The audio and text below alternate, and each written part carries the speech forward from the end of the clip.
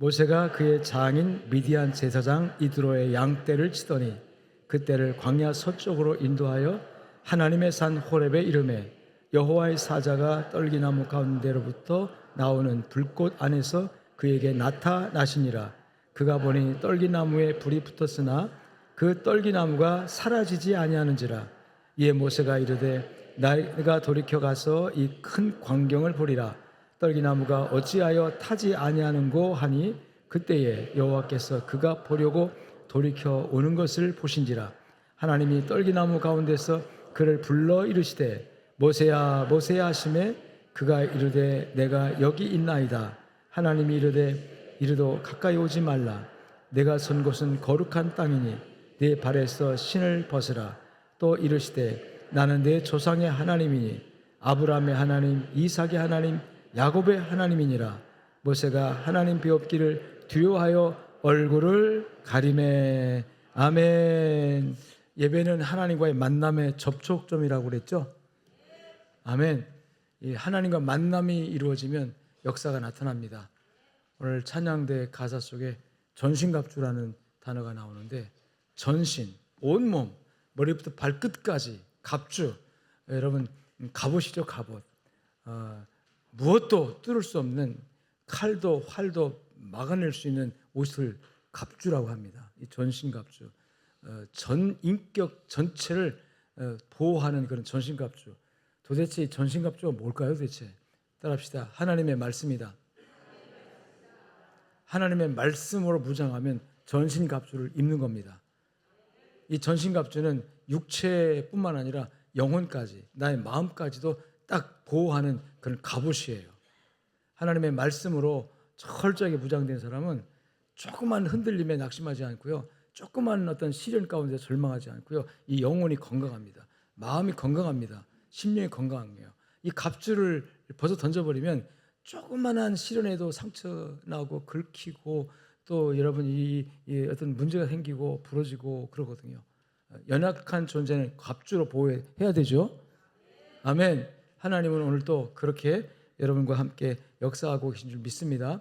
늘 하나님께서 우리에게 이 만남을 가두시려고 열어놓은 그 방법이 바로 예배거든요. 그래서 예배에 성공하면 범사가 성공할 수 있습니다. 예배에 성공하면 범사가 형통합니다. 이 범사라는 것은 영육간의 모든 것, 신령한 것, 땅에 속한 또 육체적인 것, 모든 것 다. 단지 우리는 눈에 보이는 세상 것만 여러분 형통하기를 바라지만 아니요, 그건 두 번째고 첫 번째는 영적으로 형통해야 합니다. 하나님과 통해야 된다는 얘기예요. 하나님과 만남이 있어야 됩니다. 할렐루야. 그런 의미에서 첫 주 예배 시간에 여러분 에스겔 선지자의 그 환상을 통해서 이 마른 뼈들을 향해서 대언할 때 여러분 뼈들이 살아나는 역사가 일어났죠. 나중에 군대가 되잖아요. 살아났지만 그 군대 수처럼 많은 수가 살아났지만 생기가 없으니까 그 아무짝에도 쓸모없는 허우대만 멀쩡하고 겉모양만 멀쩡하고 이 죽은 시체가 아무리 많은들 어디에 쓰겠어요. 그러나 하나님께서 생기야 불어오라 라고 선지자를 통해서 대언하도록 하니까 갑자기 바람이 불었어요. 이게 신령한 바람입니다. 우리 교회에 신령한 바람이 불어야 합니다. 지금 신령한 바람을 하나님 일으키고 있어요. 영적인 바람을 일으키고 있어요. 처음에는 이 바람이 아주 미세하기 때문에 바람인지 아닌지 잘 몰라요. 그렇지만 감각이 있으면 압니다. 와, 이게 무슨 바람이 분다 지금. 근데 그 바람은 나쁜 바람이 아니라 좋은 바람이다. 우리를 살리는 바람이다. 할렐루야. 기도의 바람이 일어나고 있고 전도의 바람이 일어나고 있고 해야 된다. 우리가 정말 뭔가 해야 된다라는 그런 의욕적인 삶의 용기의 바람이 일어나고 있는 거예요. 안 된다, 못한다, 나는 끝났다. 이 패배와 절망과 여러분 그런 어떤 낙심주의에서 이제 하나님께서 우리 심령 속에 시체와 같았던 자리에서 이제 살아나는 생명의 바람을 일으키고 있는데 이 생명의 바람에 함께 올라타야 됩니다. 그래야 나도 살고 너도 살고 다 사는 거예요. 아무리 바람이 좋은 바람 불어도 나 그 바람과 상관없어. 나 혼자 있는 사람은요 그 바람에 완 휩쓸려가지고 망합니다. 바람에 그냥 망해버려요. 그러나 바람을 잘 이용하는 사람, 바람을 타는 사람은요 그 바람을 이용해서 날아갈 수 있어요. 할렐루야. 할렐루야. 바람에 망하는 사람이 있는가 하면 바람에 살아나고 오히려 부흥하고 오히려 여러분 복받는 사람이 있습니다. 우리 양정교회 성도들이 그런 사람 되시기를 예수 이름으로 축원합니다. 두 번째 주일에 여러분 예배의 성공자가 되어야 합니다. 신앙생활의 아주 근본은 기본은 예배니까 예배에 소홀하고 예배에 성공하지 못하고 무슨 신앙생활을 잘하겠다고 무슨 하나님을 만나겠다고 그거는요 어불성설입니다. 그건 자기 욕망이지. 하나님은 예배하는 자를 찾으시는 거예요. 신령과 진정으로 예배하는 사람, 영과 진리로 예배하는 사람, 그 예배하는 자를 따라합시다. 찾으시느니라. 아멘. 예배하는 사람을 찾으신 하나님 앞에 우리가 예배를 소홀히 하면서 어떻게 하나님을 만나겠다고, 어떻게 하나님의 은혜를 받겠다고, 어떻게 하나님께 복 달라고 할 수 있는 그런 용기가 생깁니까? 여러분 예배에 성공합시다. 예배에 성공하면 만사 범사가 형통할 길이 열려집니다. 불통인 것 같지만 우리가 예배에 집중하면요, 예배가 우선이고 예배에 관해서 하나님과 은혜 받으면요, 나머지는 내 힘과 방법으로 안 된다고 불통이라고 하는 것들을 하나님이 열어주십니다. 근데 예배에 소홀하고 예배에 불통하면서 내가 내 문제를 내가 열려고 몸부림쳐 보세요. 되는가? 하나님이 닫으면 열 자가 없습니다. 하나님이 열면 닫을 자도 없습니다. 노아의 방주에 성경에 보면 하나님이 방주 들어가면 닫았다고 그랬어요. 짐승이고 뭐가 다 탄 다음에 하나님 닫았다. 하나님 닫으면 열 자가 없어요. 그 후에 비가 오기 시작하니까 많은 사람들이 와서 열어달라고. 노아가 그래도 사람인데 지금 다 죽겠는데 한두 사람 살리고 싶지 않았겠습니까? 열고 싶은 생각 있을까 없을까? 있었겠죠. 그러나 노아도 못 열었어요. 하나님이 닫으면 열 자가 없어요. 하나님이 열면 닫을 자도 없어요. 근데 왜 그 문을 내가 열 수 있다고 착각하고 살아갑니까? 내 실력이, 내 경험이, 내 지식이 그 문 열 수 있다고 착각 속에 빠져서 있는 힘 다 소비하고, 있는 물질 다 소비하고, 있는 재정 다 헛된 곳에 다 소비하고, 빈털털이 알거지 돼서 나중에 천부여 의지 없어서 손들고 옵시다 하지 말고, 있을 때 하나님이 아니면 안 됩니다. 야, 너는 그거 많이 있잖아. 그 있는데도 나 하면 안 되냐? 네, 그렇습니다. 실력이 있고 똑똑하고 재정도 있고 능력도 있는데 하나님, 나 이거 아무것도 아니고 하나님이 아니면 안 됩니다. 이런 신앙 고백을 듣기 원하시는 거예요. 아멘. 그래서 하나님은 예배는 하나님과 만나는 접촉점이고 하나님을 여러분 경험하는 순간이다. 따라합시다. 예배 성공자가 됩시다. 됩시다 하지 말고 예배 성공자가 되겠습니다. 우리가 기도할 때요, 하나님이 우리 기도를 다 들으시면 우리 기도를 분석할 거 아닙니까? 하나님께서 우리 기도를 분석할 거 아닙니까? 요새 재밌는 AI가 나와가지고 제가 설교문을 다 써가지고 AI한테 집어넣어가지고 내 설교를 분석해봐라. 그러면 요게요 비율을 맞춥니다. 아, 이 설교는 뭐 어쩌고 저쩌고 이 비율을 맞추나. 그래서 기계도 비유 맞출 줄 아는구나. 기계도 비유 맞출 줄 아는 거예요. 물론 틀린 걸 지적하기도 해요. 물론 뭐 논리적으로 지금 이렇게 고쳐하기도 하는데, 여러분 오늘 이 하나님 앞에서 예배드리는 저와 여러분들이 하나님 보실 때 정말 하나님 보시기에 합당한 예배자로 세워지기를 예수 이름으로 축원합니다. 축원합니다. 오늘 자꾸 말씀이 이제 이렇게 나가면 오늘 그 광고 시간에 또 우리 투표 선거에 관해서 설명할 시간을 배려해야 되기 때문에 이 말씀을 좀 줄여야 돼요. 줄여서 그냥 하니까 여러분 다 알아들으시죠? 두 번째 시간에 뭐 있다고요? 예배 성공자가 되어야 한다라는 주제인데, 그래서 그 말씀을 은혜로 받은 여러분들은 어떻게 하자? 그렇죠. 하게 하여 주시옵소서가 아니라 우리 기도를 볼 때 늘 그런 오류를 범하고 있다는 거 아닙니까? 하게 하여 근데 그거 자기가 할 일이야. 자기가 할 일을 하게 하여 주시옵소서. 맨날 하나님께 책임 떠넘기고 안 된다고 말해.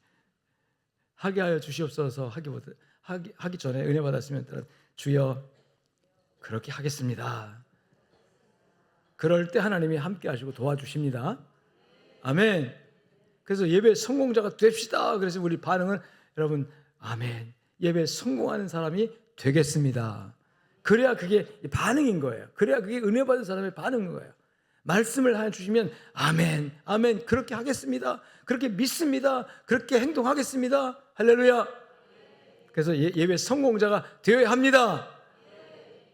그렇게 하게 하여 주시옵소서가 아니라 예배 성공자가 되겠습니다. 그래서 예배에 실제적으로 성공한 성공 모델을 지금 세 번째 시간부터 소개하고 있는 겁니다. 첫 번째로 아벨의 예배를 소개했어요. 믿음으로 아벨은 가인보다 더 나은 예배를 드렸다. 그래서 하나님 받으셨다. 두 번째로 아브라함의 예배를 소개했습니다. 아브라함의 예배, 부름받을 때 믿음으로 순종하여 간 아브라함 얘기, 그 다음에 모리아 제단에서 하나님께 자식을 바치면서 하나님께 받으신 예배를 드렸던 아브라함의 얘기를 2시간에 걸쳐서 얘기를 했고요. 그 다음에 이삭의 예배, 이삭의 예배는 정말 이삭은 성경에서 그의 공적이나 그의 위대함을 전혀 소개하지, 그러나 오직 아버지가 자기를 결박해서 너를 제물로 삼게 칼을 뺄 때까지 이삭은 그 아버지에게 순종하고 그 제단에 가만히 있었다는 거, 순종 모델로서의 예배. 할렐루야. 그래서 그 다음에 세 번째가 야곱의 예배. 아멘. 야곱에게 베델 광야에서 하나님 만나면서 사람들이 그런 얘기 했잖아요. 세 번째, 그 다음에 야곱의 예배 지난 다음에 누구의 예배? 요셉의 예배까지, 지난 시간 예배까지 해서 오늘은 예배 따라합시다. 모세의 예배. 이 모세의 예배를 가지고 말씀을 나눌 텐데요. 이 말씀을 나누기 전에 제가 주보에 쓴 목회 칼럼을 소개하면서 말씀을 나누도록 그렇게 할 텐데, 읽을 테니까요. 제가 읽을 테니까 여러분들은 그냥 보시든지 제 말씀을 들어도 되겠습니다. 주보를 펴는 소리가 나는데 뭐 읽어도 좋고요.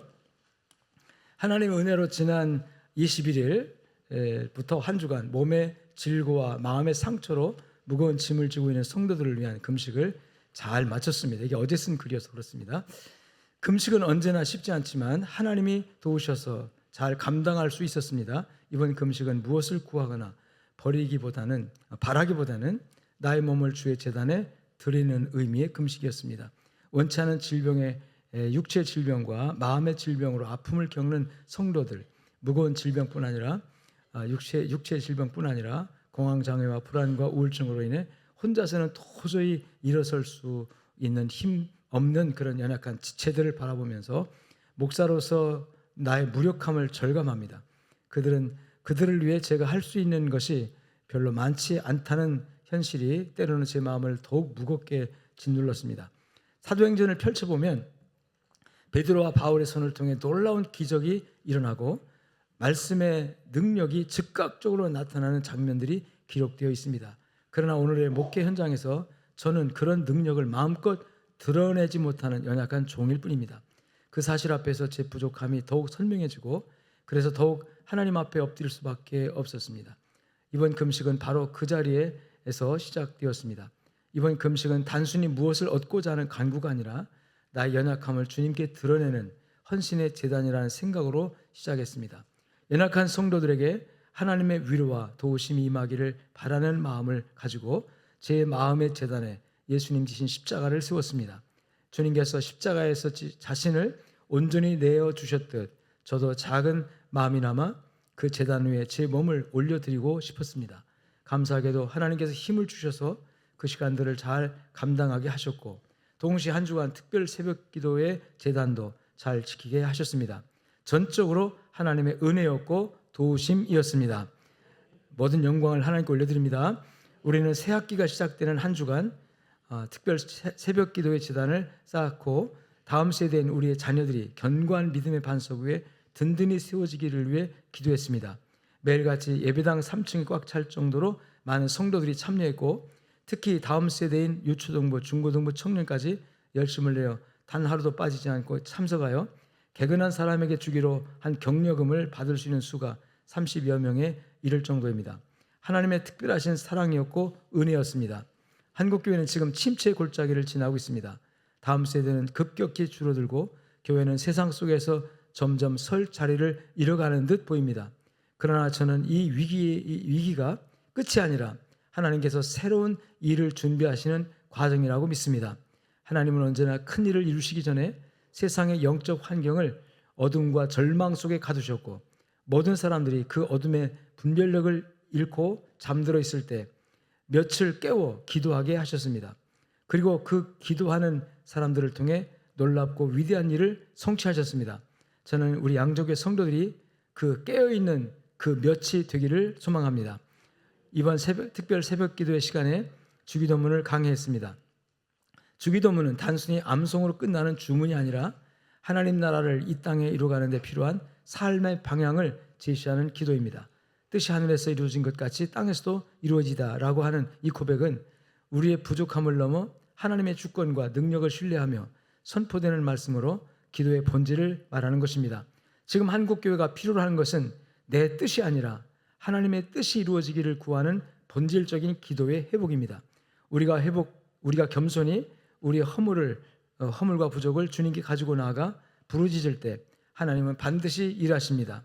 다음 세대를 다시 일으키시고 우리 교회를 통해 복음이 지역과 세계로 흘러가게 하실 것입니다.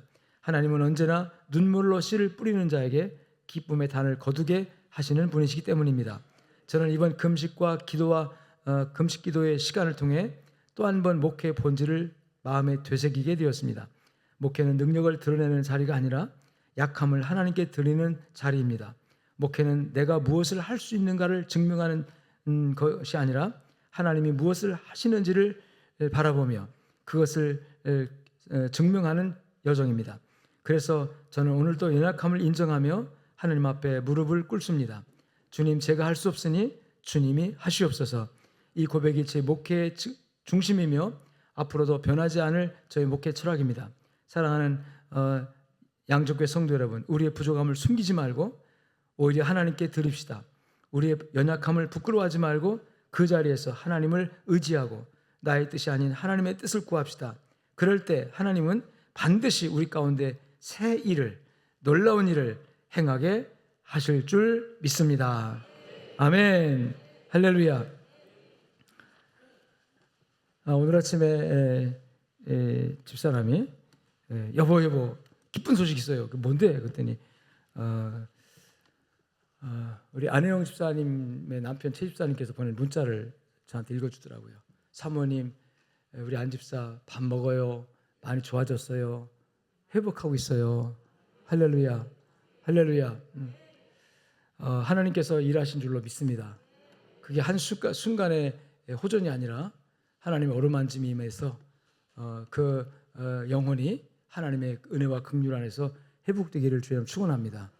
일부의 예배 마치고 내 방에 조금 있는데 또 사모님 막 뛰어들어왔어요. 여보 또 문자 왔어요. 제가 이제 하나님께 연약한 성도들 다 보니까 80명 되더라고요.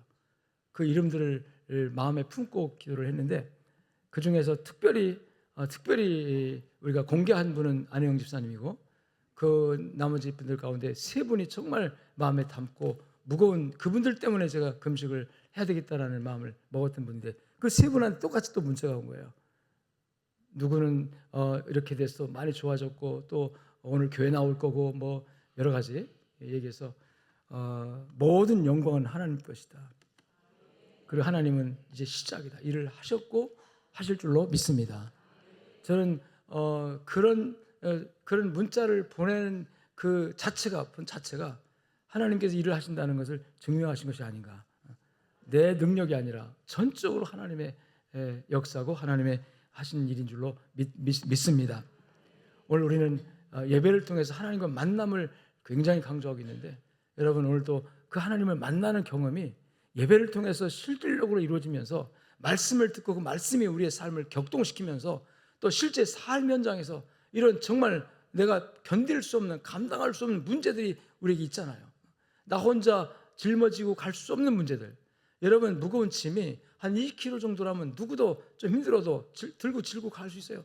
그날 100kg짜리 이 정도 무게의 짐이 나를 누르고 있다면 그걸 어떻게 혼자 감당합니까? 너 왜 못 일어나냐고 손가락질 하겠습니까? 100kg의 무거운 짐을 지고 있는데 또 하나 문제는 뭐냐면 실제 짐이 무거워서가 아니라 내 마음이 너무 약해서 이건 20kg밖에 안 되는데 이 20kg밖에 안 되는 짐의 무게를 느끼는 내 심령이 이걸 100kg 느끼는 경우도 있거든요. 실제 짐은 그러면 사람들은 야 너 그까짓 것 가지고 그렇게 힘들어하니 이렇게 사람들은 판단하고 비난하거든요. 근데 당신이 나를 볼 때 내 문제가 그까짓 것일지 모르지만 나는 이 무게를 느낄 때 100kg, 200kg 내가 도저히 감당할 수 없는 이 무거움 짓누르는 이 무게를 내가 어떻게 표현하겠냐, 어떻게 이거를 설명해. 아무도 이해 못합니다. 그걸. 한 집에 사는 남편도 자식들도 이해 못합니다. 아니 그거 가지고 왜 그러냐고 질타하고 여러분 그렇게 비판만 하지, 그 무거운 짐의 무게를 누가 알겠습니까? 아시는 분 한 분 계십니다. 바로 하나님이 아시고 주님이 아십니다. 할렐루야, 할렐루야. 저는 그분이 짊어지기는 그 무게를, 제가 목회자니까 목양하는 사람, 영혼을 여러분 돌보는 영혼의 목회자 아닙니까? 제가 느껴요. 느낄 때마다 뭘 해주고 싶은 거예요. 근데 할 방법이 없는 거예요. 어떤 때는 제가 박사학위 받은 외과 의사라면 내가 메스로 째가지고 속에 있는 그걸 끄집어내서 어떻게 고쳐주겠는데, 저는 그런 실력이 없어요. 그 능력이 없어요. 보이는 하는데 저 사람의 무게를 느껴지긴 하는데, 근데 내가 아무것도 해줄 수 없는, 해줄 수 있는 고시장 뭐냐면 그러세요. 고개 끄덕여주고, 그리고 아유 목사님 기도해 주세요. 안수와 기도해 주고. 근데 여러분, 난 이 사도행전이나 성경을 보다가 또 제가 충격을 받은 거예요. 하나님 아버지, 하나님 아버지, 모세는 홍해 바다를 쫙쫙 갈라냈어요. 바울 사도는 뱀에 물려서 독이 해치지 않았고, 바울 사도는 손을 얹은 적 병마가 나왔어요. 베드로도 예수를 이라 거란 명령에 확 됐어요. 하나님.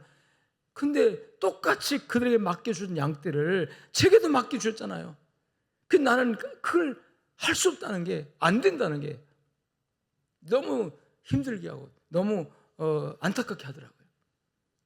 하나님, 그렇지만 내가 느끼질 못하면, 그들의 아픔을 느끼질 못하면 나도 몰라라 하겠는데, 왜 하나님께서 그런 목회자의 마음을 주셔서, 아버지의 마음을 주셔서 느낌이 오게 하고 알게 하고 이해하게 하고, 그러면서도 여러분 그걸 어떻게 해줄 수 없는 무능함, 무기력함, 이게 나를 절망하게 만들었어요. 그래서 하나님께 맡깁니다. 결국은 내 몸을 드리는 게 아니라 내 연약함을 하나님께 맡깁니다라는 그런 절박한 심정으로 지난 주간 한 주간 금식을 했는데, 하나님께서는 종의 연약함을 받으시고 하나님의 강함으로 일하고 계신 것을 살짝 보여주신 줄로 믿습니다. 시작하신 하나님께서 반드시 우리 성도들의 모든 영역 가운데 은혜를 주실 줄로 믿습니다. 오늘 소개된 이 모세의 예배는요, 가장 절망적이고 가장 정말 무기력하고 가장 아무것도 할 수 없다고 하는 이런 절망감에 휩싸여서 40년을 보냈던 이 모세에게 따라합시다. 하나님이 찾아오심으로 예배가 시작됩니다. 모세의 예배는 하나님이 찾아오셔서 예배가 시작돼요. 모세가 왜 이 미디안 광야에서 지금 양치는 목동으로 40년을 세월을 보냈느냐? 그가 애굽에서 출생해서 바로왕의 공주의 양아들이 돼가지고 궁중에 들어가서 왕자로 성장합니다. 왕자로서 그 시대, 이 애굽의 고도로 발달된 과학과 물리, 문화, 예술, 그 다음에 정치, 경제 모든 영역에서 최고의 공부를 해요. 최고의 선생님부터 최고의 공부를 해가지고 그 요새말로 말하면 박사학위가 여러 개 주렁주렁 달린 그런 사람으로 성장합니다. 그리고 차기에 바로 정권의 뒤일 후계자의 물망에 오를 정도로 놀라운 그런 자격을 그가 가지고 있는 어느 날 노예로 혹독하게 고난받는 이 동족이 감각적으로 깨달아져요. 히브리족이 누구냐 할 때 이 감각적으로 깨달아져요. 누가 가르쳐준 거 아닙니다. 성경은 어느 날 그가 자기 민족이 학대받는 걸 보고 이렇게 말하거든요. 이 자기 민족이라고 하는 이 감각이 어디서 생겼을까? 모세가 출생한 직후에 3개월 후에 나일강에 갈대 상자에 깐난 나에게 띄워져가지고 떠내려가는 걸 바로 공주가 건져가지고 양아들 삼아가지고 궁중에서 키웠는데, 도대체 히브리의 문화와 히브리의 종교와 히브리 사람의 신앙을 언제 물려받았을까? 너는 애굽 사람이 아니라 이스라엘 사람이다, 이런 교육을 받은 적이 없습니다.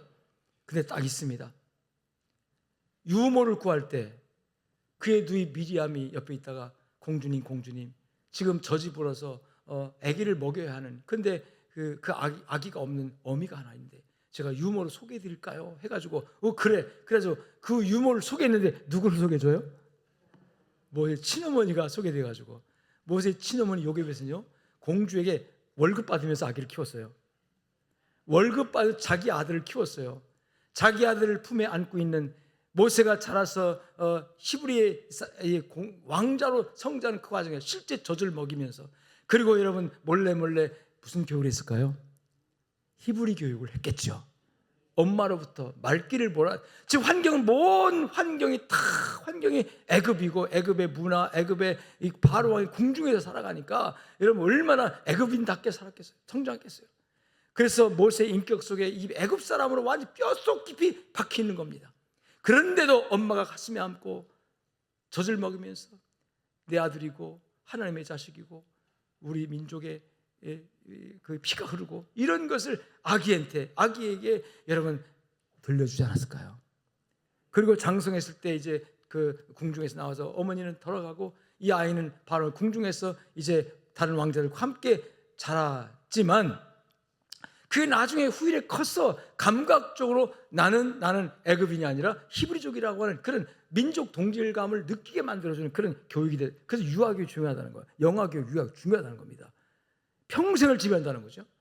그래서 어느 날 왕자가 나가서 보니까 히브리 사람들이 정말 말도 안 되는 문제를 가지고 고통을 받는 그런 모습을 보고 어떤 감독자에게 핍박받고 채찍을 보고 갑자기 의문이 난 거예요. 저 사람, 저 애굽인이 어떻게 내 동족을 저렇게 학대하는가 보니까 별것도 아닌 거 가지고, 그래서 막 홧김에 가서 여러분 자기 동족을 구원한다는 마음으로 자기 민족을 위해서 뭘 하겠다는 뭐랍니까? 용기로 사람을 죽여버려요. 그러니까 왕자가 갑자기 법적 절차도 밟지 않고 갑자기 사람 때려 죽이니까, 여러분 아무리 왕자랄지라도 무고한 백성을 죽이는 거 아니잖아요. 그 죽이려고 하면 제소해가지고 명령해가지고 뭐 이렇게 기소해가지고 그런 절차를 거쳐야 되는 것이 여러분 그게 법도예요. 근데 갑자기 사람을 죽여놓고 여러분 그냥 숨겨놓으니까 이게 나중에 이런저런 일 통해서 들통이 나다 보니까 그때 이 바로의 신분이 들통합니다. 누구냐 이게 누구냐 해가지고 이 바로 왕 앞에 이 모세 출생 비결이 알아지면서 치열한 경쟁자, 이 후계자를 놓고 경쟁 구도에 정치적인 적이 요 약점을 가만두겠습니까? 계속해서 모세의 약점을 건드리면서 이 정적을 제거하려고 이 파라오가 쟁겨가려고 하니까 도저히 그 왕국에 있을 수가 없어서 모세가 도망칩니다. 그 도망칠 때가 40세 때예요. 40년 동안 바로와 궁중에 살았어요. 40년 동안 모세가 이제 모든 기득권 다 뺏겼죠. 왕자로서 권력, 왕자로서의 대접받던 것, 왕자로서 왕국에 살던 것 모든 것 다 뺏기고 이제 호롤 지팡이 하나 듣고 여러분 도망쳐서 이제 수배령이 떨어지고 잡히면은 근본적으로 잡히면 이제는 왕자가 아니라 죄수가 돼가지고 어떤 일을 당할지 모르는 그 정적들이 놔두겠으면 죽이지. 그런 상황에서 여러분 아무 방향도 없이 도망쳐 나간 것이 바로 시내 광야, 미디안 광야라고 시내 광야. 이 광야입니다, 광야. 이 광야에 가서 여러분 결국 누굴 만나냐면 그 광야에 이드로족의 제사장이었던 이드로라고 하는 사람 만나서 그 집에 우거하면서 그 집의 딸 십보라와 결혼하게 가정을 이루고 자식을 키우면서 몇 년을 살려면 여러분 40년을 살아요. 그 40년의 그 기간이 모세에게는 절망의 기간, 희망이 없는 기간.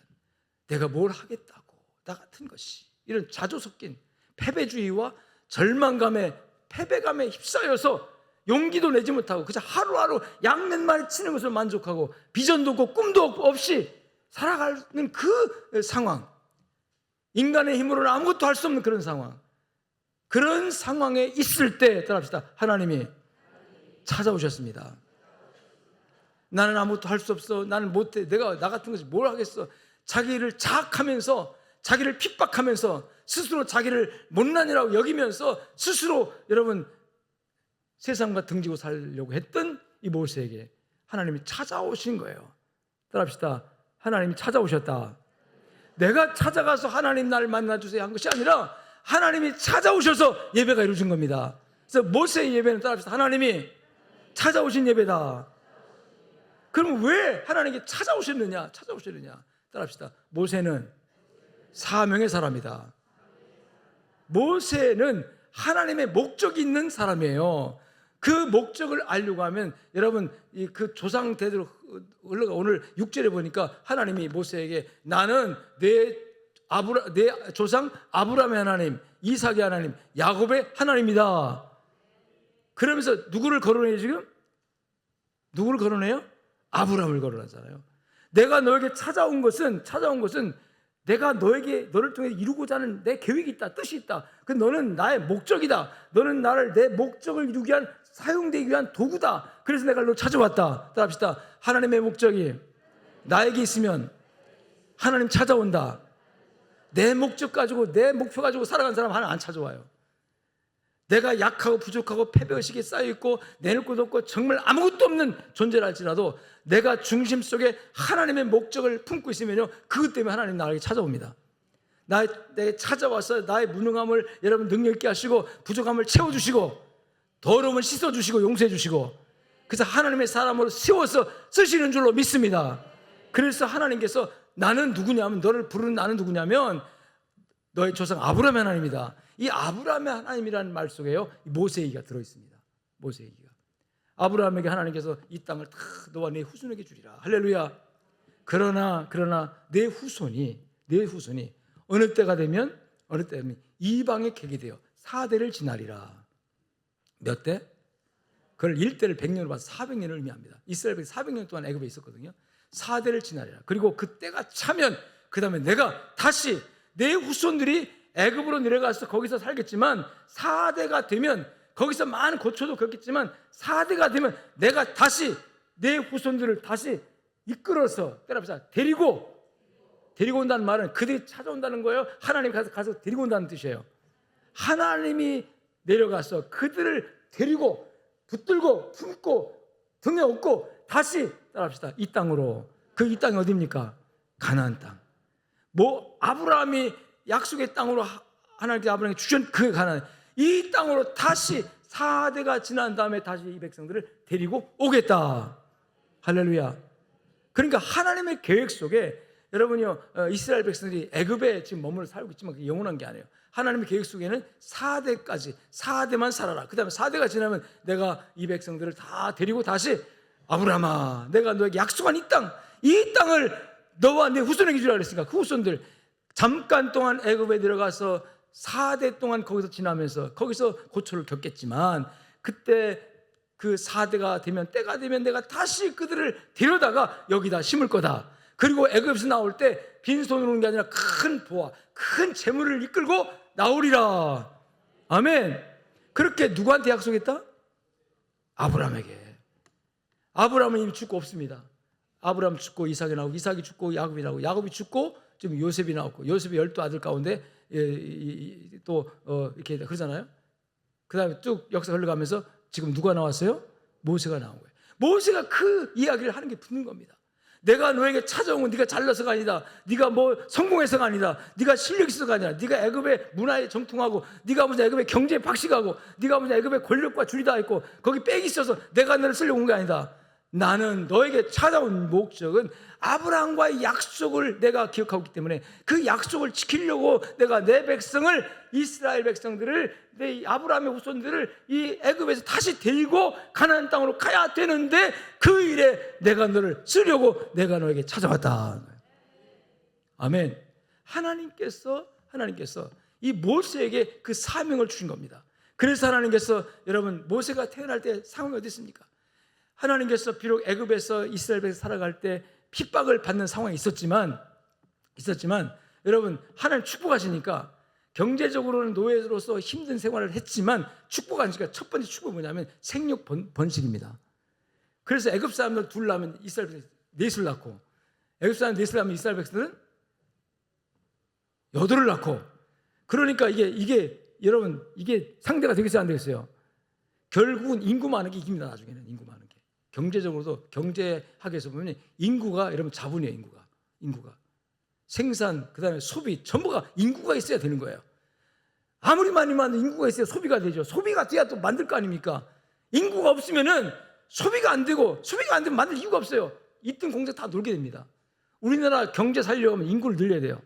근데 하나님께서 애굽에서 정치적으로 박해를 받으니까 얼마나 곤욕스럽습니까? 특히 이 애굽의 바로 왕이 이 히브리족을 핍박하기 위해서 여러분 재료를 주지 않고 여러분 그 재료를 주지 않고 벽돌을 만들어라. 짚을 주지 않고 재료 없이 벽돌을 만들려면 재료까지 꺼서 구해다 하라는, 그러니까, 그리고 할당량을 채우라는, 얼마나 고통스럽겠어요. 이 히브리족들이 이 애굽에서 그 고통이 너무도 힘들어서 막 부르짖는 소리가 막, 나 이거 못 살겠다, 죽겠다, 그런 상황 속에 하나님께서 여러분 모세를 준비시킨 겁니다. 모세가 태어났을 때는요, 이미 애굽 사람들이 히브리족 이렇게 숫자가 막 불어나니까 이대로 뒀다가는 히브리족이 우리보다 더 많게 돼가지고 이 나라가 전부가 다 우리 애굽 사람이 아니라 히브리족 사람이 다 정복하게 됐구나 해가지고, 그때부터 애굽이 정책적으로 산하 제한 정책을 써요. 누구든지 산에 아이가 태어나면 그 자리에서 죽여라. 이게 무서운 학살 정책 명령을 특별법으로 여깁니다. 그때 모세가 태어났어요. 그런데 여러분, 모세를 보니까, 이 요게벳이 보니까, 그 아버지가 보니까 이게 보통 인간이 아니에요. 보통 애가 아니에요. 이게 무슨 감각이 있는 거죠 지금. 그래가지고 이 아이를 살리려고 3개월을 집에 숨깁니다. 키웁니다. 죽이지 못하고. 그런데 3개월쯤 되면 애가 울죠. 울면 소리가 클까 합니까? 이게 소리가 집 밖으로 나게 되니까 이게 들통나면 이 아이도 죽고 우리 다 죽는다. 어떻게 할까 고민하다가 여러분, 갈대상자 만들고 거기다 역청 치러서 송진을 발라가지고 물이 안 들어오게 만든 다음에 아기를 담아놓고 여러분 나일 강물에 띄워보냅니다. 띄워보내면서 그냥 띄워놓겠어요? 하나님, 이 아이를 주님 손에 맡깁니다. 할렐루야. 자식들 주님의 손에 맡기면 잘 키워주십니다. 하나님께서. 내 손에 붙들고 하려고 하니까 애들 괴롭히고 하나님 뜻이 어긋나고 잘못된 길로 인도하는 거예요. 내 뜻이니까. 맡기세요. 하나님께. 자녀 교육 맡기세요. 신앙교육 먼저 시키세요. 세상 공부는 엄청 신경 쓰면서 신앙 공부는 신경도 안 쓰고 되겠지 뭐, 교회 잘 나가니까 잘 하고 있겠지. 지난번에 청렴담화 전도사님이 저한테 그런 얘기 들어요. 우리 청렴 담당 그 전도사님은 저한테 아빠라고 그래요. 아빠 뭐 누구라고는 하진 않겠지만 그 아이가 우리 교회 열심히 나오고 뭐 하여튼 그랬는데, 근데 구원의 확신이 없어요. 근데 모세가 누군지 몰라요. 야, 그런 일이 어떻게 있냐? 그렇게 되는 거예요. 왜? 우리 교회 교육 시스템 아주 좋습니다. 아주 좋아요. 그런데도 불구하고 모세를 모른다면요, 누구한테 문제 있는 거예요? 그 아이에게 문제 있는 거예요. 이 아이에게 문제 있는 거를 여러분 집중력이 없었거나 교회는 오긴 오는데 엉뚱한 데 마음 뺏겼거나 뭐 그런 거 아니겠어요? 그런데 그렇다면 부모가 그걸 모르고 있다는 거예요. 우리 아이 교회 잘 나가니까 잘 되겠지. 여러분, 교회에다 맡기지 말고 하나님께 맡기시 바랍니다. 교회도 실수가 있을 수 있어요. 그러나 하나님 실수하지 않습니다. 여러분, 자녀 교육을 가정에서부터 부모가 본을 보임으로 훈련시키고, 말로 하지 말고 본을 보이세요. 예배 하는 건 본을 보이고, 여러분 하나님 먼저 하나님 챙기는 거 본을 보이고, 교회를 챙기는 거, 주의 종을 챙기는 거, 이런 거 전부 다 신앙교육이 되는 거예요. 성경책 하나를 읽는 것도 본을 보이고, 나를 위해서가 내 애들한테 내가 교육하기 위해서 내가 오늘 읽는 신유의 사자 피고 읽으세요. 우리 아버지는 성경 읽는다. 이게 딱 각인되면 나중에 그 아이도 따라갑니다. 여러분, 모세가 그런 그 아버지 어머니 그 믿음으로 하나님께 맡깁니다. 나일강에 떨려보냈을 때 그 나일강에 떠내려가다가 그날 마침 여러분 바로의 공주가 자식이 없는 공주가 하나 있었어요. 바로 왕의 공주가. 그런데 그 자식이 없는 공주가 목욕하러 왔다가 떠내려오는 걸 보고 이게 이 사람 악이니까 건져가지고 그걸 자기 양자로 삼습니다. 그래서 모세는 궁중에 들어가 바로 왕의 가장 핵심인 바로 정권의 핵심인 바로 왕의 왕자가 돼가지고 여러분 영아부 시절 손 다 살았어요. 40년을 바로에게서 최고의 공부, 최고의 여러분 그 바로의 문화 모든 것을 다 익히면서 최고의 인물로 아주 촉망되는 기대되어지는 인물로 성장합니다. 여러분 따라합시다. 하나님께 맡기면 하나님 책임져 주신다. 성공하는 거 하나님 책임져 주십니다. 내가 하려고 하지 마세요. 하나님께 맡기고. 그렇게 모세가 태어나는 시기가 어려운 시기였어요. 어려운 시기. 그런데 그 어려운 시기에 다른 사내 아이들은 다 죽임당하는 그 시기에 모세를 왜 하나님이 그렇게 살려주셨을까? 그리고 왜 모세를 바로왕의 궁중에 들어가서 왕자로 키웠을까? 따라합시다. 하나님이 하실 일이 있어서. 그러니까 하나님의 택함 속에 아브라함에게 하나님께서 약속할 때 네 후손이 애굽에 내려가서 400년을 고통당하는 삶을 살겠지만, 그리고 400년이 지난 다음에 내가 내 백성을 다시 데리고 이 땅을 올 텐데 할 때 하나님 그 속에 아브라함과 약속할 때 모세라는 이름은 없었지만 하나님의 계획 속에 이미 다 프로그램이 있는 거예요. 하나님께서 내가 한 인물을 세워가지고 그를 통해서 이 백성을 데리고 오게 하겠다는 거죠. 그래서 하나님께서 그 모세에게 여러분 모세를 좌절과 낙심을 통해서 미디안 광야로 보내시고 그 미디안 광야에서 가시넘은 불꽃 속에서 하나님 나타나셔가지고 모세야 모세야 부르시는 찾아오신 하나님을 모세가 만난 줄로 믿습니다. 할렐루야. 여러분 하나님 만나야 합니다. 그 만나는 그 동기 중에 하나가 뭐냐면 나에게 내가 품은 목적과 비전 가운데 내가 하나님이 나의 목적인가? 하나님의 뜻이 나의 뜻인가? 이 새벽 작정기도 시간에 주기도문을 강의했는데 주기도의 핵심은 이거예요. 주님이 가르치는 기도의 핵심은 나의 원대로 마시고 아버지의 뜻대로 하시옵소서 이거예요. 이게 기도의 결론입니다. 여러분 신앙생활의 결론입니다. 내 뜻을 주장할 수 있지만 내 뜻을 하나님께 어필하고 내 뜻대로 하나님 내가 이게 소원이에요. 내가 이게 바라는 거예요. 이루어주세요. 할 수 있지만 그냥 결론적으로는 내 뜻에다가 나를 맞추면 내가 목적이 되는 겁니다. 내가 하나님이 돼요. 그 우상입니다.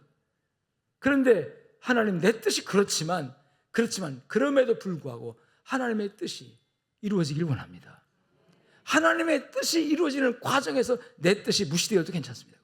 내 뜻이 존중되지 않아도 하나님의 뜻이 이루어지면 좋습니다. 그걸 왜? 나의 목적은 내 삶의 목적은 내가 아니라 누구다? 하나님이다. 아멘. 아멘. 그래서 우리가 하나님 찾아오시는 하나님 만나려고 하면요 내 마음속에 심령 속에 내 비전 속에 내 삶에 추구하는 목표 속에 목적 속에 뭐가 있냐?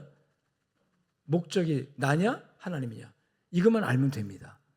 여러분 지난날 살아왔잖아요. 한평생 살아왔잖아요. 10년, 20년, 30년, 50년이든 뭐 70년, 80년이든 간에 다 층층이 다 연세가 다 다르니까 지난날 내가 살아온 삶의 추구한 방향과 목적이 나냐? 나를 위해서 살았냐? 나를 위해 살았냐? 정말 내가 나의 삶의 목표, 내 이 목표를 이루기 위해서 고군분투 노력해 왔는가? 아니야. 나는 어느 순간까지 그렇게 살아왔지만 어느 순간부터는 예수님을 깨달은 순간부터는 내 삶의 목적을 바꿨어. 내 삶은 이제 하나님이야. 하나님 자체가 여러분 삶의 목표가 되기를 예수님 축원합니다. 모세야 모세야 꺼지지 않는 가시덤불 불꽃 속에서 모세는 호기심으로 다가갔는데 갑자기 하나님이 말씀합니다. 찾아오셔서 여러분 이 가시나무 불꽃이 가시가 나무에 불 붙으면 금방 타 없어집니다. 순간 후루 타고 없어져요. 근데 모세가 하루 종일 봐도 불이 저 멀리에서 불꽃이 피어오르는 거예요. 저게 뭐지? 아까도 또 있네. 아니 가시나무가 불 붙으면은 뭐 자연적으로 불 붙어 있잖아요. 어쨌든 뭐 이유 때문에. 그러면 그렇다고 그건 치는데 어떻게 저게 오랫동안 안 사라지고 있지? 그래서 호기심 발동해가지고 가는 거예요. 그는 하나님을 만나리라 꿈에 생각하지 못하고 간 거예요. 호기심 때 간 거예요. 갔는데 갑자기 어느 거리까지 딱 갔는데 갑자기 소리가 들려요. 모세야 모세야 모세야 모세야 깜짝 놀랐죠. 그러면서 하는 말이 따라합시다. 가까이 오지 마라. 따라합시다. 가까이 오지 마라. 아멘. 이 가까이 오지 말라는 이 말씀 뭔지 아십니까? 모세야 모세야 너 자체 그 모습 가지고는 나에게 가까이 올 수 없다. 그게 뭐니까? 경계예요. 경계. 하나님과 우리의 경계. 우리가 넘어갈 수 없는 이 경계. 하나님은 우리에게 넘어올 수 있지만 하나님은 넘어올 수 있지만 우리는 하나님께 넘어갈 수 없는 경계예요. 우리는 여러분 이 모세는 지금 어떤 경계냐면 하나님을 호기심에 의해서 좀 가까이 가보려고 뭔가 확인하려고 갔지만 거기 하나님의 계신 자리, 하나님 만나는 자리예요. 거기 예배 자리입니다. 그런데 갑자기 딱 어느 거리까지 갔을 때 하나님께서 소리를 멈춰라. 모세야 가까이 오지 마라. 멈춰라. 따라합시다. 이곳은 거룩한 곳이다. 자, 거룩한 곳이라는 말은 하나님 계신 곳이라는 뜻이에요. 거룩한 분이 누굽니까? 세상에 거룩한 분이 누가 있어요? 하나님밖에 없습니다. 예수 그리스도밖에 없습니다. 그런데 거룩하다라는 말은 이거는 인간에게 쓰는 말이 아니에요. 사람에게 쓰는 말이 아니에요. 누구한테만? 하나님께만 쓰는 말이에요. 이곳은 거룩하다. 이곳이 나의 임재 장소다. 그 뜻이거든요. 이것을 네가 범하면 안 된다는 거죠. 여러분, 원래 우리 인간은 하나님과 거리가 있어요. 이게 처음부터 그런 게 아니고 에덴 동산에서 하나님께서 거리가 없이 하나님과 공유하던 시간과 공간이 이제 우리가 범죄, 죄로 말미암아 이 시간과 공간의 거리가 생기면서 하나님과 유격, 영적인 유격이 딱 생겨버려요. 넘어갈 수 없는 그런 거리가 생긴 거예요. 자, 그러면 이걸 통해서 우리에게 주신 이유가 뭐냐면, 예배 자리에 나올 때는 따라합시다. 너 자신이 누구인지를 자각해야 된다. 그러면 너의 선 곳은 거룩한 곳이다. 거룩한 것이 있다면, 여러분, 하나님은 거룩한 주인이시고 그 하나님 계신 곳은 거룩한 처소이고 거룩한 장소라면, 너가 있는 거기는 어떤 곳이다? 상대적으로 어떤 곳이다? 악한 곳이다. 더러운 곳이다. 그게 바로 세상입니다. 더러운 곳, 악한 곳, 추잡한 곳. 근데 그것이 세상은 얼마나 미화되는지 몰라요. 얼마나 겉모양은 멋지게 그려지고 꾸며지고 단장되어지고 속에는 추잡하고 더러워지고 온통 지저분한 것이, 냄새나는 것이, 정말 꾸렁내는 것이 온통 쌓여 있는데, 겉은 싹싹 칠해가지고 이쁘고 아름답게 세상 나가면 얼마나 화가 나는지 알수 없어요. 그런 것에 속지 않기를 주님 축원합니다. 그런 것에서 깨닫는 사람이에요. 그런 것에서 아무리 아름답고 호화롭게 치장하고 멋지게 만들었다 할지라도 그 안에 썩어 냄새나는 그런 진모습을 깨닫는 사람, 그런 사람이 하나님 만날 수 있는 사람이거든요. 근데 중요한 거는 너는 어떤 사람이냐? 그 속에 살던 사람이에요. 그 속에 살던 사람, 나도 역시 그런 사람이에요. 그것을 깨닫는 순간이 예배인 줄로 믿으시기 바랍니다. 그래서 예배에 하나님께 나올 때는 먼저 거룩한 하나님 앞에 나를 딱 비출 때 내 모습이 보여야 합니다. 나 같은 죄인이, 정말 하나님께 나올 수 없는 죄인, 이 죄인이 주님께 왔습니다. 그런 마음으로 하는데요. 여러분, 그래서 가까이 오지 마라 이 말씀을 통해서 이 모세의 예배는 우리가 얼마나 신학적으로 우리가 교리적으로 설명할 때 이것을 전적 부패라는 말을 씁니다. 전적으로, 전인격적으로 내 영혼과 성품뿐만 아니라 육체까지 다 부패, 다 썩었다. 죄의 그 바이러스가 들어와가지고 머리부터 발까지 성한 데가 온전한 게 없어요. 여러분, 그 부패하게 만드는 음식물에 부패하게 만드는 병이 딱 들어가면 하룻밤 지나면 어떻게 되죠? 그게 다 전부 다 썩죠. 식음 털털 냄새나고, 먹으면 여러분 탈나고, 그 부패된 음식. 우리 인간이 그렇게 뜻이에요. 인간이 죄의 바이러스가 딱 세균이 들어와가지고 전인격적으로, 다시 말하면 생각이나 또 이 마음 구조나 육체나 전부 다 여러분 독이 들어가지고 세균가 들어가지고 썩었다는. 근데 겉모습 너무너무 찬란하고 너무너무 아름답고 너무너무 멋지고, 그래서 사람이 속는다는 거죠. 그것을 따라합시다. 깨닫는 것이 예배다. 아멘. 베드로가 예수님을 처음 만난, 그때도 베드로에게 찾아온 예수님께서 찾아와서 베드로를 만나주잖아요. 만난 다음에 베드로야, 너 뭐 있냐? 고기 잡았냐? 아무것도 없습니다. 그물을 깊은 곳에 던져라. 던졌더니 많은 고기 잡힙니다. 은혜를 받았잖아요. 근데 그때 베드로가 깨달은 게 뭡니까? 주님을 만나고 나서 깨달은 게 뭐예요? 주여, 나는 죄인으로서이다. 예배에 나올 때, 예배의 자리에서는 내가 죄인됨을 깨닫는 것이 은혜입니다. 은혜입니다. 그래서 이 모세에게 찾아오셔서 거룩한 곳이다, 가까이 오지 마라 할 때 주님의 말씀은 뭐냐면, 너 애굽에서 왕자였지.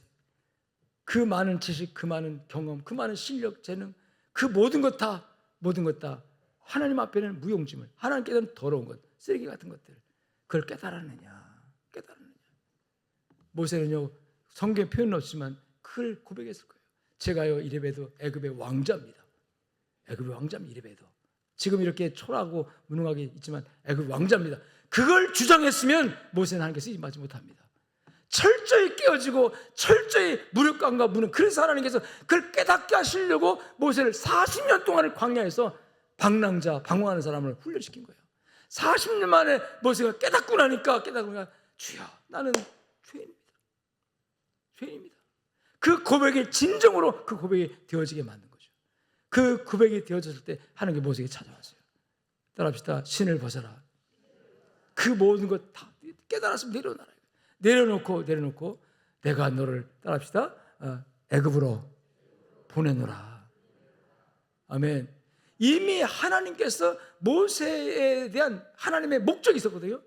내가 이 모세를 통해서, 그래서 모세를 떼어나게 하셨고, 그를 어린 유아 시절에 학살의 위기에서 하나님 살려주셨고, 또 그 바로의 궁중에 들어가서 나중에 이 리더십을 발휘할 수 있는 모든 실력과 이 정치력과 모든 이 학식, 학문 이런 모든 것을 다 애굽에서 다 공부하게 만들었어요. 그래서 주의 종도요, 공부를 많이 하면 또 그걸 다 사람 쓰십니다. 그리고 모든 걸 다 이미 준비시킨 다음에, 그런데 그 바로 왕의 권력, 그 권세, 그 기득권 가지고는 하나님 일을 할 수가 없어요. 우리 흔히 또 이렇게 생각할 수 있어요. 아, 그래도 하나님이 왕자로 있어 바로가 돼가지고 그때 딱 해방하면 되잖아, 이렇게 말할 수 있지만 그건 하나님의 해방이 아닙니다. 그건 바로 왕의 해방시키는 거죠. 하나님이 이스라엘 백성들을 책임지고 하나님이 이스라엘 백성들의 왕이 되어야 하는. 여러분, 만일에 바로 왕, 모세가 바로 왕의 계대를 이어서 후계자가 돼가지고 바로 왕의 권세자에 앉았을 때, 나는 애굽인이 아니라 히브리족이요, 그냥 히브리 사람 노예에서 해방하고 이제 다시 히브리 사람들을 그 원래 땅으로 돌려보내겠습니다 하고 그렇게 해방명 내렸다면 그것도 가능한 거예요. 그러나 그러면 하나님 드러나겠어요, 안 드러나겠어요? 안 드러나죠. 모세는 드러나도 하나님 드러나는가, 안 드러나요? 하나님 그걸 원치 않거든요. 하나님의 백성 내가 한다, 이걸 드러내고 싶어서 여러분 그 일에 모세를 쓰시는 겁니다. 쓰시는 과정에서 모세를 애굽의 왕자 신분에서 낮춰서 도망자의 신세로 했다가 이제 다시 모세에게 너는 누구냐? 너는 죄인이다. 아무것도 할 수 없는, 내 힘으로 아무것도 할 수 없는 무능한 죄인이다 깨닫게 하신 다음에 거기에서 모세가 신을 벗습니다. 신을 벗는다는 말은 내 능력, 내 모든 다 내려놓고 따라합시다. 주만 바라봅니다. 주만 바라봅니다. 신을 벗는다는 그거예요. 주만 바라봅니다라고 하나님 앞에 꿇어 엎드렸을 때에 모세에게 가라, 내 백성 이스라엘로 가라. 할렐루야, 할렐루야. 그 다음부터는 모세가 하나님의 지팡이가 돼서, 그 다음부터는 모세가 하나님의 손에 붙들려서 애굽으로 가서 이스라엘 백성들을 해방시켜서 가나안 땅까지 이끌어가는 줄로 믿습니다. 할렐루야. 예배에 성공하면 놀라운 하나님의 능력이 나에게 임합니다. 이미 저와 여러분들에게는 하나님의 목적이 있습니다. 근데 우리 인생이 하나님의 목적을 깨닫지 못하고 내 목적 가지고 살아요. 어릴 때부터 주입된 내 목적, 부모가 주입한 내 목적, 세상의 환경이 너 앞으로 뭐 될 거냐, 앞으로 뭐 될 거냐, 나 앞으로 뭐 장관 될 거야. 그럼 뭐 하려고? 잘 먹고 잘 살아야지, 행복하게 살아야지. 우리 세상 목적 그거밖에 더 있어요? 행복하게 잘 살려고, 아들 딸 잘 낳아서 행복하게 잘 살려고. 제가 옛날에 필리핀 가서 박사학위 공부한 적 있어요. 그런 적 있습니다. 계절학교로 다니면서 했어요. 그래서 학위증도 가지고 있습니다. 알아듣든 안 알아듣든. 그때 저 같이 학위 공부했던 서울의 뭐 중소기업 다니는 사장님하고 같이 공부를 했는데, 그 사장님이 당신 뭐 하려고 이 학위 따려고 했더니, 나 돈 많이 벌려고. 돈 벌어서 뭐 하게? 잘 살려고요. 잘 살아서 뭐 하게? 행복하려고요. 행복해서 뭐 하게? 그냥요. 뭐 없어요. 그게 다예요. 그게 여러분의 인생의 목표입니까? 나는 적어도 돈 버는 게 목적이 아닙니다. 돈 벌어서 하나님 일하는 게 목적입니다. 하나님의 선한 목적이 나에게 있으면 그는요, 여러분, 하나님이 함께 하신 사람이에요. 할렐루야. 그래, 너는 내 목표가 너의 목적이구나. 네가 너의 목적이 아니라 내가 너의 목적이구나. 내가 너를 도와주마. 내가 너와 함께하마. 내가 너를 책임지마. 하나님이 나의 목적이 된 사람은 그의 부족함 하나님 채워주십니다. 그의 연약함 하나님께서 괜찮아 인정해 주십니다. 도와주십니다. 그의 더러움과 악한 건 하나님이 용서해 주고 씻어 주십니다. 할렐루야. 그래서 하나님이 붙들어서 사용해서 쓰십니다. 아브라함에게 약속할 때 내 민족을, 내 자손을, 네 자손이지만 내 자손이다 그러시면서 내 자녀, 내 민족을, 내 백성을 따라서 내가 이끌어 데려오겠다. 누가 하겠다? 하나님이 하겠다는 거예요. 사람의 일이 아닙니다. 이게 아브라함이 나중에 죽으면서 여러분 유언했습니까? 아들아 이삭아, 아빠는 죽는다. 근데 하나님이 우리 후손들이 나중에 언제일지 모르지만 애굽에 내려가 400년 고생한데 그때 네가 좀 어떻게 해가지고 데리고 오느라 그러지 않았어요. 근데 하나님께서 그걸 목표로 삼았기 때문에, 하나님의 목표이기 때문에 그 하나님의 목표에 쓰임받는 사람에게 하나님 함께하는 거예요. 하나님 사람 중 일하시기 때문에. 할렐루야. 저는 우리 교회를 이끌어오면서 내 목표를 가지고 해본 적이 없어요. 치밀하게 10년 계획, 20년 계획 세워가지고 해본 적이 없어요. 어떤 때는 한 하루의 계획도 내가 할 수 없었어요. 어떤 때는 단 뭐 일주일의 계획, 아니면 10년의 계획, 아니면 1년의 계획도 제가 목회 계획이라는 걸 세워본 적이 없어요. 그때 하나님 인도하셨다. 그러나 중요한 거는 내 삶 전체가 다 누구의 목적이다? 누가 목적이다? 하나님 목적이다. 우리 교회 목적이 뭐니까 선교하는 교회. 하나님의 그 정말 소원이신 예수님의 소원이신 소원을 이루어드리는 그것이 우리 교회의 목적이다. 이거에다 맞추다 보니까 모든 게 다 거기에 방 딱 맞춘다니까 여러분 우리 교회 모든 것이 다 하나님의 목표를 이루는 쪽으로 맞춰진 줄로 믿으시길 주님 축원합니다. 여기에 인간의 욕심, 나의 욕심, 담임 목사의 욕심 들어가지 않았습니다. 안 들어가게 하려고 애를 써왔고 혹이라도 그런 부분이 있으면 그때그때 하나님 깨닫게 해주셨고 고치게 하셨고 부족한 것은 하나님 또 용서해 주시고 연약한 거 어떻게 합니까? 내가 약해서 그런 거를 어떻게 합니까? 실수할 수 있잖아요. 저도 많은 실수를 하면서 왔어요. 근데 그 실수에 또 배우더라고요. 그럴 때 하나님께서 괜찮아 또 위로해 주시고 그러면서 하나님의 임재를 느끼면서 여기까지 온 줄로 믿습니다. 내가 어떻게 하겠습니까 하나님? 모세는 거기서 하나님 앞에 여러분 반문합니다. 저는 아무것도 못합니다. 그걸 깨달았어요. 자기가 아무것도 아니라는 것을, 자기가 아무것도 못하는 존재라는 것을 한번 해보려고 했는데 안 되었다는 것을 경험적으로 알고 안 됩니다, 못합니다 했어요. 근데 아니다, 너는 못했지만 따라합시다, 나는 한다. 아멘. 그러면서 모세를 독려하고 격려해서 애굽으로 가라. 모세가요 애굽으로 갈 때 모세가 들었던 지팡이를 하나님 이렇게 말합니다. 모세가 따라합시다, 하나님의 지팡이를 손에 잡았더라. 그 지팡이는요 양치던 목동이 지팡이입니다. 모세가 양을 치고 다니는 목동이 지팡이에요. 근데 그 지팡이 하나님 뭐라고 그래요? 누구 지팡이? 하나님의 지팡이. 다시 말하면 하나님의 지팡이는 모세 자체라는 겁니다. 모세가 하나님의 지팡이였기 때문에 모세가 들고 있는 건 다 하나님의 지팡이 되는 거예요. 모세가 하나님 손에 붙들리니까 그 다음부터는 모세가 모세로 사역하는 게 아니라 모세가 하나님의 이름으로 사역하고 하나님의 이름으로 일하고 하나님의 이름으로 백성 앞에 가고 하나님의 이름으로 바로 앞에 가고 하나님의 이름으로 자기 동족을 이끌어내는 놀라운 기적의 사람이 된 줄로 믿습니다. 할렐루야. 예배는 찾아오신 하나님을 만나는 거다. 근데 하나님이 어디에 찾아오냐? 가장 실패하고 가장 낙심하고 가장 연약할 때, 난 아무것도 못한다 할 그때, 그래 알았니? 너를 알았니? 네, 난 아무것도 못해요. 아니다, 너는 못하지만 나는 한다. 그래서 하나님이 임재하셔서 가시나 불꽃독에 그걸 깨닫게 하시는 그 광경, 모세의 첫 번째 예배입니다.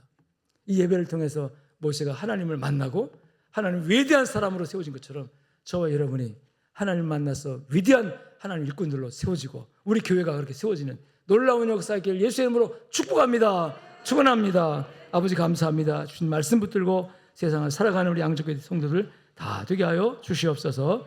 예수 이름으로 감사하며 기도 올리옵나이다. 이제는 살아계신 우리 주 예수 그리스도의 은혜와 하나님 아버지의 무한하시고 극진하신 사랑과 성령님의 위로 교통 충만 역사하심이 오늘 말씀을 붙들고 나가는 모든 양종인들 머리 가운데 저들의 가정과 삶 현장 속에 이제로부터 영원토록 함께 있을지어다. 아멘.